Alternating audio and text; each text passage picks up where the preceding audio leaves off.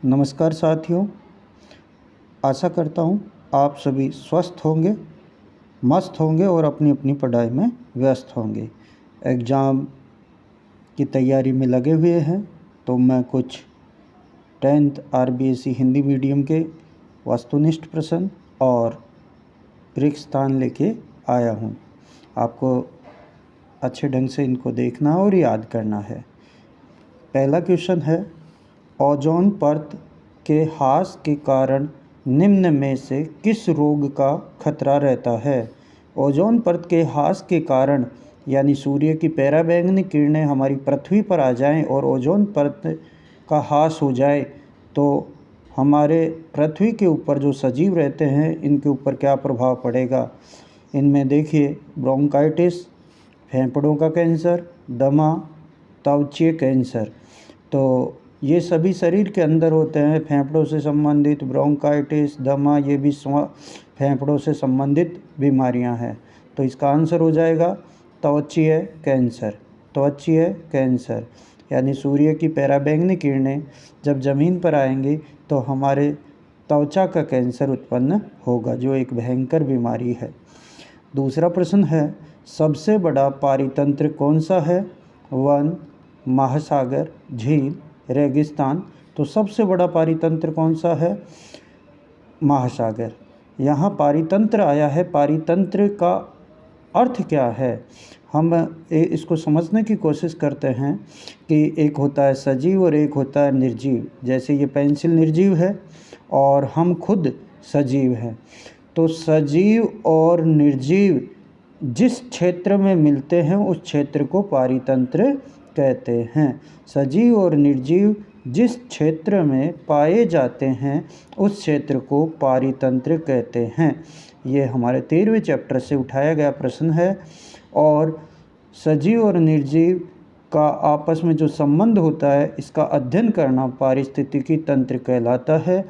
पारिस्थितिकी तंत्र की खोज 1935 में A.G. टेंसले ने की थी। A.G. टेंसले ने की थी। A.G. टेंसले ने की थी। हमारा तीसरा क्वेश्चन है, पारितंत्र में ऊर्जा का प्रवाह होता है बहुमुखी, उत्क्रमणीय, द्विदिशीय, एक दिशीय। तो इसका आंसर होगा एक दिशीय। ऊर्जा का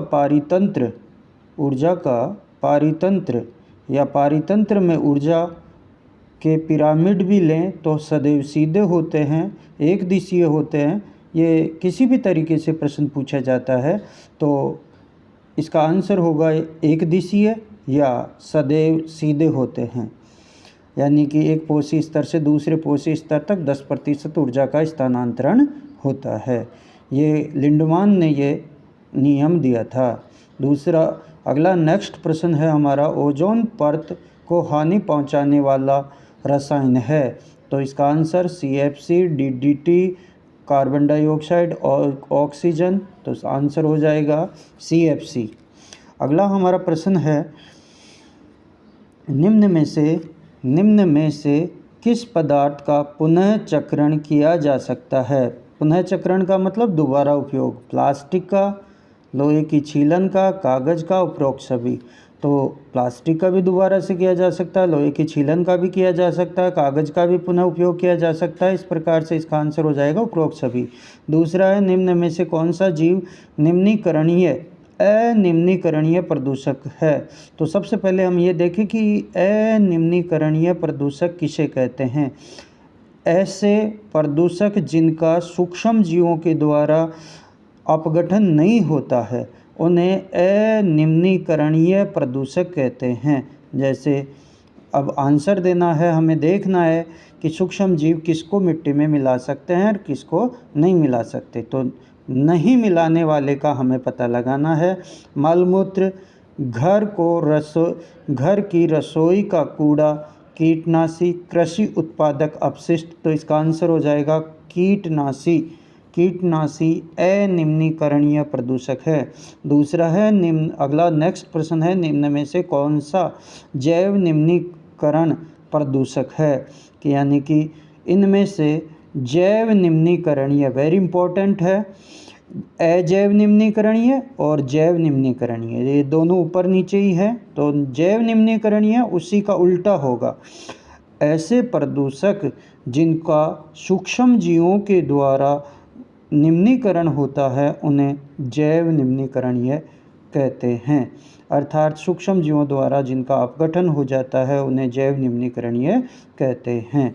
ये इस जैसे कोई जानवर मर जाता है तो वह कुछ दिनों महीनों में मिट्टी में मिला दिया जाता है सूक्ष्म जीवों द्वारा, तो वह जीव क्या हो गया, जैव निम्नीकरणीय पदार्थ हो गया।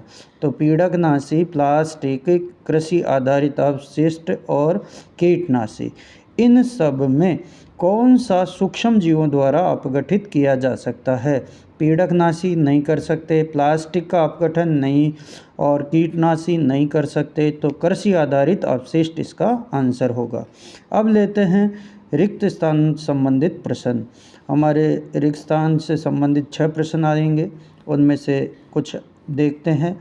नम वायु में तांबे की बाहरी सतह पर खालिस्तान रंग की परत चढ़ जाती है तो हरे रंग की परत चढ़ जाती है, और चांदी के ऊपर कैसी चढ़ती है? चांदी के ऊपर काले रंग की परत चढ़ती है। और तांबे पे हरे रंग की, चांदी पे काले रंग की परत चढ़ती है, और लोहे पर भूरे रंग की। जंग का रंग कैसा होता है? भूरे रंग का। ये फर्स्ट चैप्टर और तीसरे चैप्टर में से उठाए गए प्रश्नों में से है। 3 प्रश्न बनते हैं संक्षारण से संबंधित। जब लोहे का संक्षारण होता है तो उसका रंग कैसा होता है? भूरा। चांदी का संक्षारण होने पर उसका रंग कैसा होगा? काला। और तांबे का संक्षारण होगा तो उसका रंग कैसा होगा? हरा हो जाता है। दूसरा खालिस्तान है भुजे हुए चूने का सूत्र, तो ये CaOH का होल ट्वाइस। दूसरे चैप्टर से है। क्षार है ये, दीवारों पर करने के लिए कड़ी के रूप में भी इसका उपयोग करते हैं। इसको बाज़ार में कड़ी के रूप में ले के आते हैं। बिना भुजा चूने का सूत्र होता है CaO, और CaO को जब पानी में डाल दिया जाता है तो क्या बन जाता है? ये बन जाता है CaOH का होल ट्वाइस, और क्या बाहर निकलती है? ऊर्जा बाहर निकलती है। इस तरीके से इसका उपयोग दीवारों पर कड़ी के रूप में भी करते हैं। लोग बाग इसको जर्दा, खैनी, इनमें मिलाकर भी चूना मिलाकर खाने योग्य बनाते हैं। तो ये दैनिक जीवन में देखने को मिलता है हमें। अगला तीसरा खालिस्तान है दानेदार जिंक पर तनु HCl डालने पर कौन सी गैस निकलेगी? हाइड्रोजन गैस निकलती है। चौथा है, ये फर्स्ट चैप्टर में चित्र में ही दिखाया गया है। वहाँ एक बीकर दे रखा है और जिंक के दाने और तनु H2SO4 दे रखा है, यहाँ HCl दिया गया है। और कौन सी गैस निकलती है? Hydrogen gas. अगला हमारा नेक्स्ट प्रश्न है खालिस्तान गैस के उपस्थित होने पर मैग्नीशियम रिबन का दहन होता है। तो ऑक्सीजन की उपस्थिति में मैग्नीशियम के रिबन का दहन होता है। मैग्नीशियम 12 नंबर पे आता है, और ये किस में देखने को मिल सकता है? साइकिल की ट्यूब मैग्नीशियम के रिबन की बनी होती है। हालांकि पूर्ण रूप से शुद्ध नहीं होता है, उसमें मिलावट होती है। लोहे पर चढ़ने वाली जंग की परत खालिस्तान रंग की होती है। ये देखो, ये आ गया, भूरे रंग की होती है। कैसी होती है? भूरे रंग की। ठंडे जल का pH का मान 7 होता है, यानी कि उदासीन जल का pH का मान 7 होता है। और पीने योग्य जल का जो नल का जल है उसका 7 से 8 के मध्य होता है, 7 से 8 के मध्य में रहता है। और उदासीन जल का कितना होता है? 7 होता है। अशुद्ध जल का कितना होता है? 7 होता है। शुद्ध जल का कितना होता है? 7 होता है। तो 3 तरीकों से ये पूछा जाता है। जिप्सम को खालिस्तान ताप पर गर्म करने पर प्लास्टर ऑफ पेरिस बनता है। 373 केल्विन ताप पर गर्म करने पर प्लास्टर ऑफ पेरिस बनता है। प्लास्टर ऑफ पेरिस को POP कहते हैं, POP कहते हैं। ये सबसे पहले पेरिस में बनाया गया। इसका रासायनिक नाम क्या होता है? सूत्र क्या होता है? ये हमें तीसरे दूसरे चैप्टर में पढ़ने को मिलेगा। नींबू के रस की प्रकृति कौन सी होती है? नींबू के रस की प्रकृति कैसी होती है? प्रकृति अम्लीय होती है। नींबू का रस अम्लीय प्रकृति का होता है। हाइड्रोजन गैस खालिस्तान प्रकार की ध्वनि के साथ जलती है, तो ये फट फट की ध्वनि के साथ जलती है। फट फट की ध्वनि के साथ जलती है, अर्थात हाइड्रोजन गैस स्वयं जलती है और ऑक्सीजन गैस जलाने में सहायक होती है। ये नेक्स्ट हमारा रिक्तान है।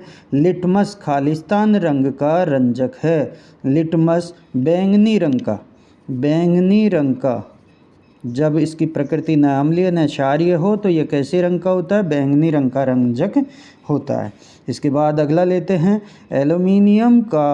एल्युमिनियम की मोटी ऑक्साइड की परत बनने की प्रक्रिया क्या कहलाती है? एनोडीकरण कहलाती है। एनोडीकरण कहलाती है। अर्थात एल्युमिनियम के ऊपर जस्ते की ऑक्साइड की परत चढ़ाना, एल्युमिनियम के ऊपर जस्ते ऑक्साइड की परत चढ़ाना एनोडीकरण कहलाता है। अयस्क से गैंग को दूर करने को खालिस्तान कहते हैं। अयस्क से गैंग को दूर करने को खालिस्तान कहते हैं, सांद्रण कहते हैं। सोने तथा प्लेटिनम को गलाने वाले अम्ल का नाम है अम्लराज या एक्वारेजिया।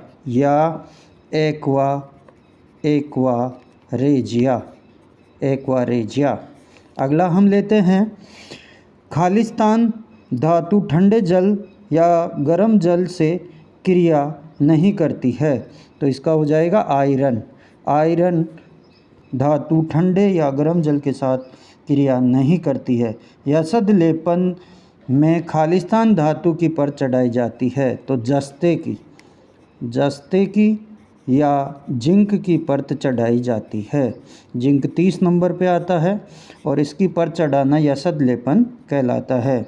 इस तरीके से हमने देखे 15 खालिस्तान और ये 7 वस्तुनिष्ठ प्रश्न। ठीक है, नमस्ते।